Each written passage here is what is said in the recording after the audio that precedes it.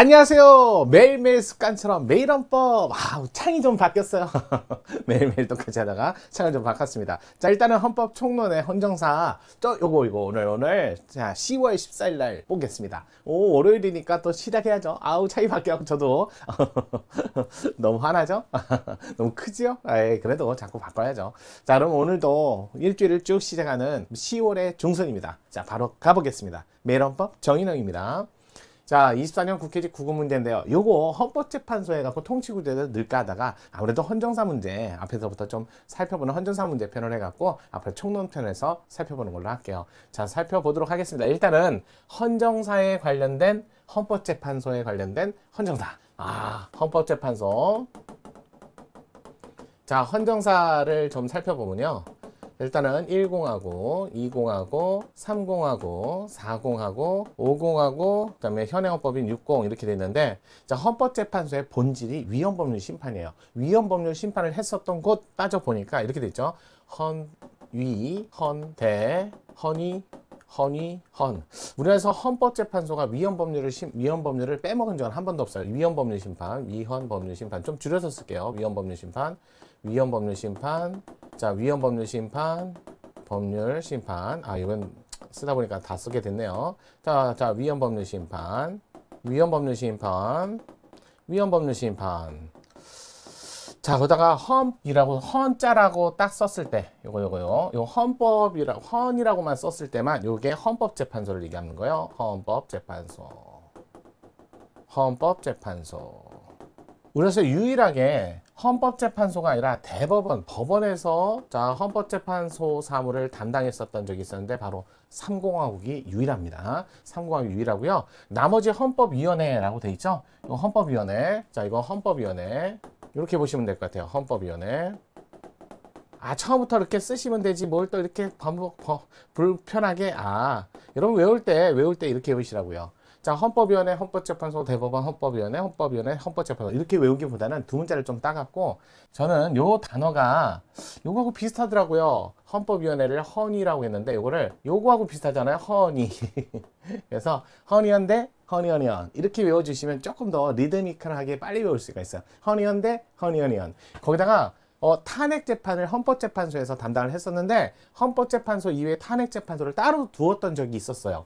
여기 10하고 때 탄핵재판소, 그 다음에 30하고 때 탄핵심판위원회, 여기는 위원회고 여기는 재판소고, 이렇게. 그러면 이것도 외울 때도 어떻게 되냐면 헌 이렇게. 그래서 우리나라 10하고하고 30하고 때는 헌법재판소 기능을 하는 것과 탄핵재판 담당하는 것이 달랐었어요. 자, 이렇게 하시고 그 다음에 헌정사에서 이것도 함께 보시면 좋을 것 같습니다. 기본적으로 이제 무슨 색깔을 할지. 자, 기본적으로 여러분들 입장에서는 헌법재판소 위헌법률 심판이나 탄핵재판을 했지만 정당해산을 했었던 게 요거 20하고 때 3차 때 처음 들어왔거든요. 정당해산.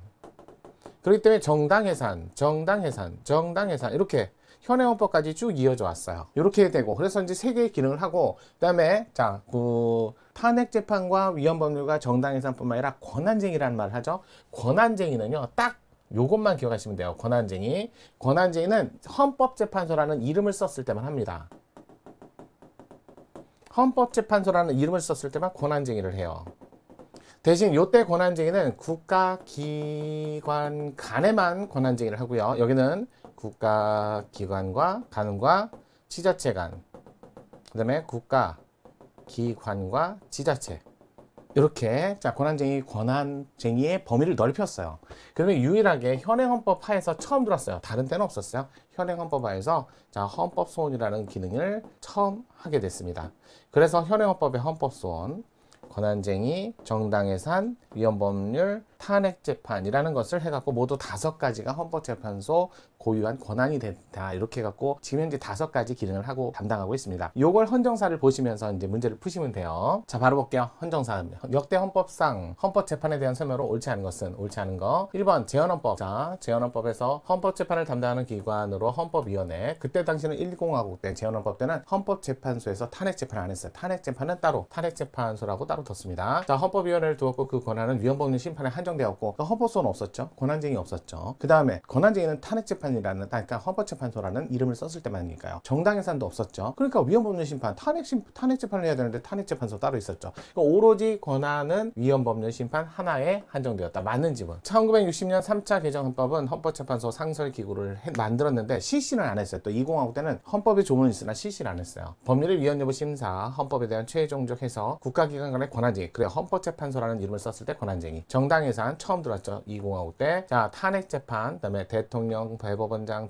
대법관의 선거에 관한 소송을 탄핵재판소에서 담당했다. 지금은 대법원장, 대법관에 관한 선거에 관한 소송, 일반적으로 이거 선거에 관한 소송 대법원. 자, 3번 62년 5차 개정 헌법은 헌법재판에 속하는 사항 중 위헌법률 심판. 자, 5차니까 30하고를 얘기하는 거죠. 30하고 때 대법원에서 했죠. 대법원에서. 자, 위헌법률 심판, 정당해산, 선거소송 대법원이 탄핵 심판에 대해서는 탄핵심판위원회가 따로 있었다. 10하고 30하고 때 탄핵재판을 담당하는 곳이 따로 있었다. 권한쟁의 심판은 헌법재판소라는 이름만, 그러니까 대법원은 권한쟁의를 못했죠. 맞는 지문. 1972년 7차 40하고 헌법이죠. 자, 헌법위원회를 두었고 위헌법률 심판, 탄핵 심판, 또 정당해산, 이 정당해산까지 들어왔어요. 근데 권한쟁의, 아이고 권한쟁의는 헌법재판소라는 이름을 썼을 때 20하고 현행헌법만, 그러니까 40하고 땐 권한쟁의를 못했죠. 정답은 4번이 정답이었습니다. 자, 1980년 8차 개정헌법은 법원이 법률에 헌법에 위반되는 것이므로 것으로 인정할 때는 헌법위원회, 자, 허니헌대 허니 50하고 때도 헌법위원회 그 심사를 제청할 수 있도록 하였다. 맞아요. 그래서